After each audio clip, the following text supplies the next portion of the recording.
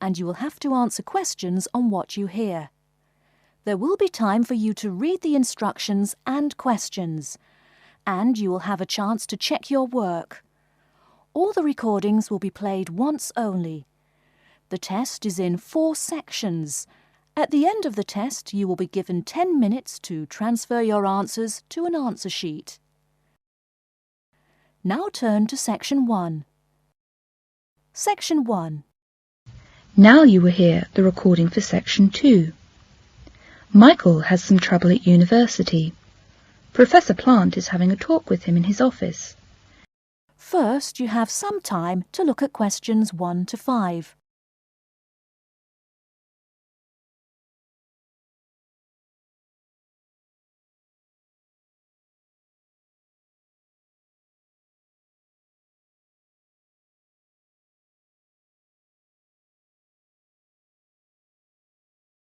Come in, come in. Good morning, Professor Plant. I understand you wanted to see me. Yes, Michael, I did. It's about your coursework. My coursework? I'm afraid your tutor, Mr. Atkins, has reported to me that your standard of your work has been getting worse. I know, Professor, He tells me that the essays you have done this term have been weak, and that your attendance at his tutorials and seminars has been poor. He has spoken to me about it, Professor. At this stage, Michael, your coursework is very important. I understand from Mr. Atkins that you are capable of an upper second, and it would be a pity to ruin your chances of a good degree, wouldn't it? Yes, it would. Michael, I think you should do 2 things. The first is to cut down on your union activities. I understand you do a lot in the student union. And the second is to see one of our welfare tutors, to discuss any problems you may have. I'd like you to make an appointment to do that as soon as possible. All right, Professor. I'll expect to hear that your coursework has improved. Good morning, Michael. Good morning, Professor, and thank you. Michael is in the welfare office. Before you hear the rest of the conversation, you have some time to look at questions 6 to 10.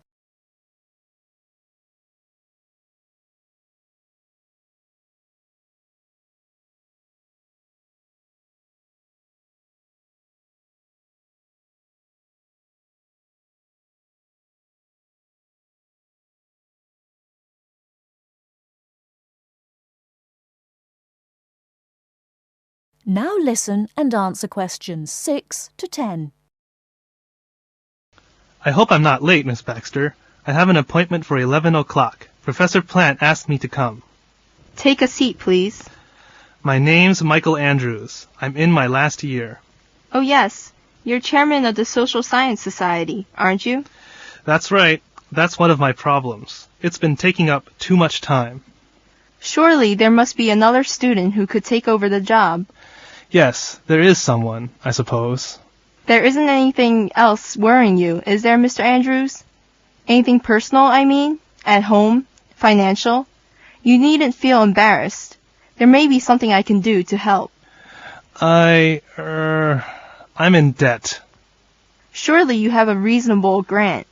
Yes, I have, but this term's hasn't come yet, and I borrowed some money when I bought a car. I see.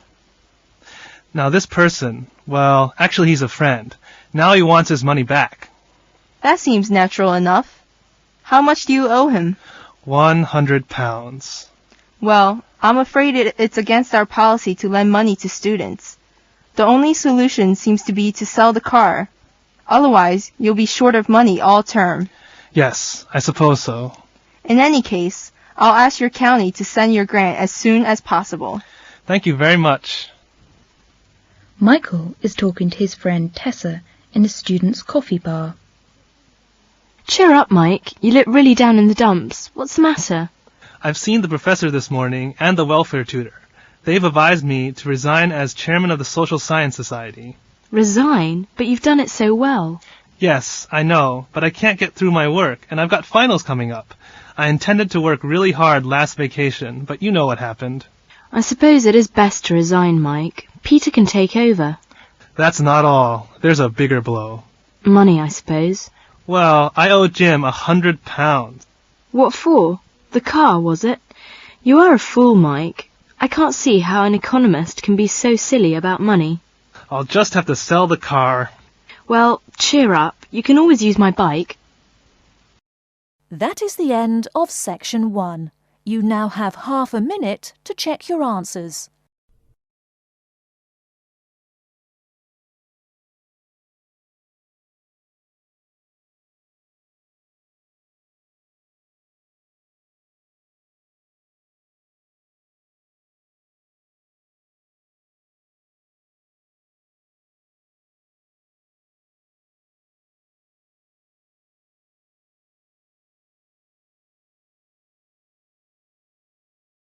Section 2.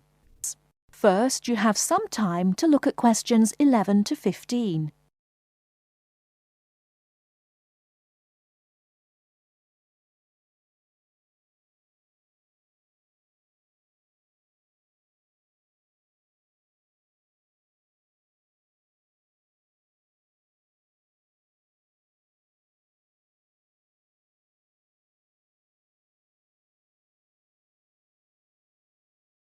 Now, listen carefully and answer questions 11 to 15. Mark has talked about a small animal. I'm going to give you a talk about a very big one. It's the giraffe, a tall, long-necked, spotted ruminant. Male giraffes are usually about 6 meters tall. Half of the giraffe's height comes from its neck, which is longer than its legs. A baby giraffe is 2 meters tall at birth. It can stand up by itself within a few minutes and can run well in about 2 days. A giraffe has big brown eyes which are protected by very thick lashes. Since it lives in parts of Africa which are usually dry with a great deal of dust, the lashes are an important source of protection. It can also cover its nostrils in order to protect its nose. It has 2 short horns on its head. Like the camel, the giraffe can go a long time without drinking water. One source of water is the leaves which the giraffe eats from trees. Since it is so tall, the giraffe can reach the tender leaves at the top of a tree. Giraffes usually live in small herds and often feed with other animals. Giraffes have 2 methods of self-protection. If something frightens an adult giraffe, it can gallop away at about 50 kilometers per hour, or stay to fight with its strong legs. Well, that's all I know about giraffes. Before you hear the rest of the talk, you have some time to look at questions 16 to 20.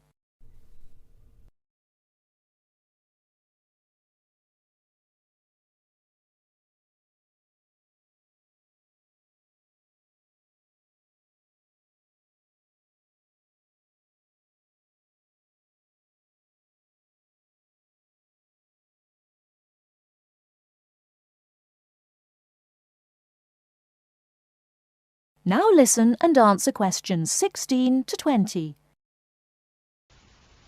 Peter and Kate have met in the coffee bar and they were having coffee together. Hi there, how are you going with your tutorial next week? Oh, good. I've decided to talk about paper and its use. Fascinating, I'm sure. Yes, I think it's an interesting topic. Do you know how much paper you use every year? Well, I've never thought about that. I can't answer your question. I suppose you can tell me something about it. Okay. It'll be good practice for my tutorial next week. How much paper does one person use every year? In 1900, the world's use of paper was about 1 kilogram for each person in a year. Now, some countries use as much as 50 kilograms of paper for each person in a year. This shows how far advanced the country is. You're right. Countries like the United States, Britain, Japan, Germany and Sweden certainly use more paper than other countries. I'm very interested in the history of paper. You're going to talk about it next week? Yes, of course. Where was paper first made? In China. The Chinese first made paper about 2,000 years ago. China still has pieces of paper which were made as long ago as that. But Chinese paper was not made from the wood of trees. It was made from the hair-like parts of certain plants. In Egypt and the West, paper was not very commonly used before the year 1400. The Egyptians wrote on papyrus, a kind of paper made from the pith of the stems of tall aquatic cyperaceous plants.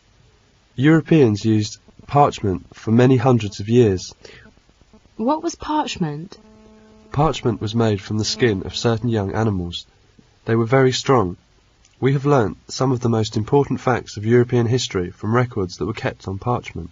Oh, I see. How about paper in Europe? Well, paper was not made in southern Europe until about the year 1100. Scandinavia, which now makes a great deal of the world's paper, but didn't begin to make it until 1500. It was a German named Schraffler who found out that the best paper could be made from trees. After that, Canada, Sweden, Norway, Finland and the United States became the most important in paper making. They are forest countries. Today, Finland makes the best paper in the world, and the paper industry of the country is the biggest in the world. New paper-making machines are very big, and they make paper very fast. The biggest machines can make a piece of paper 300 meters long and 6 meters wide in 1 minute. Oh my goodness, that's amusing. What are the uses of paper? Paper is used for newspapers, books, writing paper, envelopes, wrapping paper, paper bags. Yes, only half of the paper that is made is used for books and newspapers. Have you got an idea about other uses of paper? No, I'm afraid not. There are many other uses. Paper is very good for keeping you warm. Houses are often insulated with paper. You have perhaps seen homeless people asleep on a large number of newspapers. Yes, I have. So they're insulating themselves against the cold. You are right. In Finland, it is very cold in winter. It is sometimes 40 degrees below 0 centigrade. The farmers wear paper boots in the snow. Nothing could be warmer. Oh, that's unbelievable. Now more and more things are made of paper. We have had paper plates, cups and dishes for a long time. But now we hear that chairs, tables and even beds can be made of paper. With paper boots and shoes, you can wear paper hats, paper dresses and paper raincoats. When you have used them once, you throw them away and buy new ones. You know, the latest in paper seems to be paper houses. These are not small houses for children to play in, but real, big houses for people to live in. You can put one up yourself in a few hours, and you can use it for about 5 years. Fascinating. People have made paper boats, but they have not yet made paper planes or cars. Just wait, they probably will. Well, I'm sure your tutorial will go really well. That is the end of section 2. You now have half a minute to check your answers.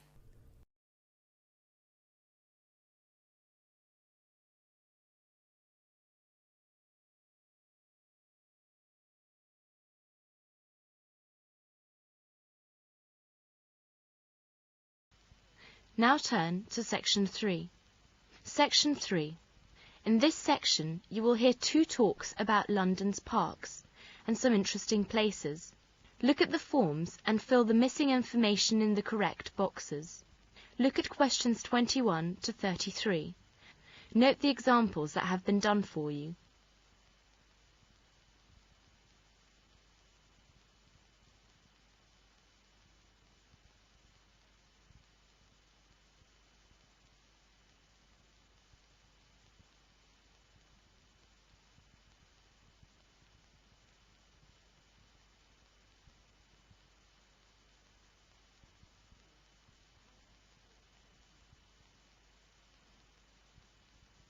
Now listen to the first talk and answer questions 21 to 25.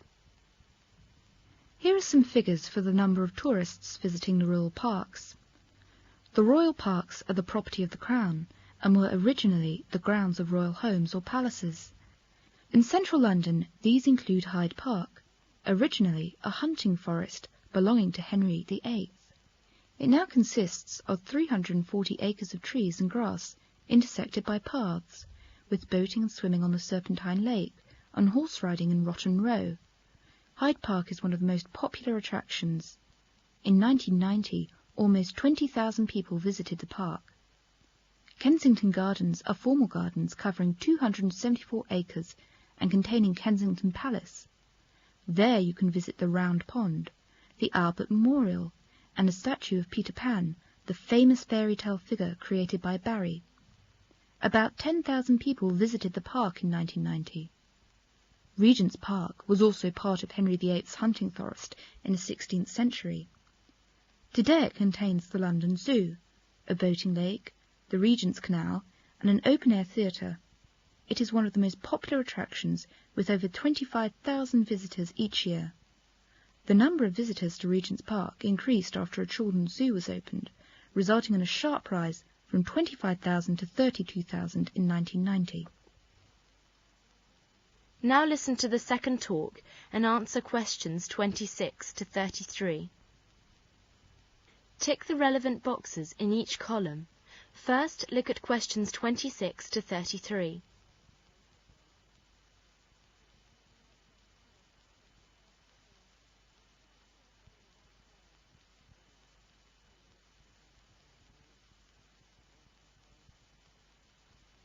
Now listen to the second talk and answer questions 26 to 33. There is so much to see and do in London. It's hard to know where to start, so in order to help you, we've listed the major attractions, places of interest and museums in inner London. If it's open to the public, tick in the table. If not, make a cross in the correct column. The Barbican Centre is a very good place to visit. It has excellent facilities for a wide range of cultural activities, all under one roof. Concerts, plays, art exhibitions and films. Home of the world-famous London Symphony Orchestra and the Royal Shakespeare Company, it also offers informal events and performances at lunchtime, early evening and at weekends. It is open from 9 o'clock in the morning until 11 o'clock at night. Mondays to Saturdays from noon to 11 p.m. Sundays and public holidays. For performances, telephone 01 6384141 extension 218. The underground stations are Moorgate and Barbican. Madame Tussauds is the place where wax figures of famous and infamous people can be found. It is open daily from 9 a.m. to 5:30 p.m. including weekends. The underground station is Baker Street. St James's Palace is at the corner of St James's Street and Pall Mall. It is a royal palace within walking distance of Piccadilly Circus and is not open to the public. The chapel is open to the public for the Sunday morning service at 11:15. You can get off at Green Park Underground Station. The Museum of London illustrates the history and topography of London from prehistoric times to the present day. Admission is free. Opening times Tuesdays to Saturdays from 10 a.m. to 6 p.m. Sundays 2 p.m. to 6 p.m. You can get off at St Paul's Barbican and Moorgate Underground stations. Buckingham Palace is the London home of the Queen. When the Queen is in residence, the royal standard is flown from the flagstaff. It is generally not open to the public. However, visitors are admitted to the Queen's Gallery. The underground stations are Victoria, St James's Park and Green Park. You are welcome to London and we hope you have an enjoyable time here. Thank you. That's the end of section 3. You now have half a minute to check your answers.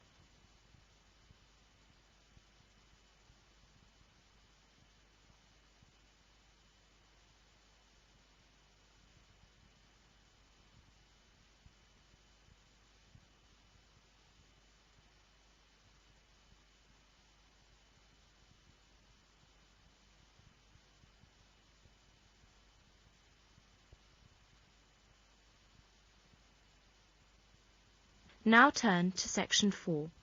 Section 4. You will hear a talk about soil. Look at questions 34 to 42.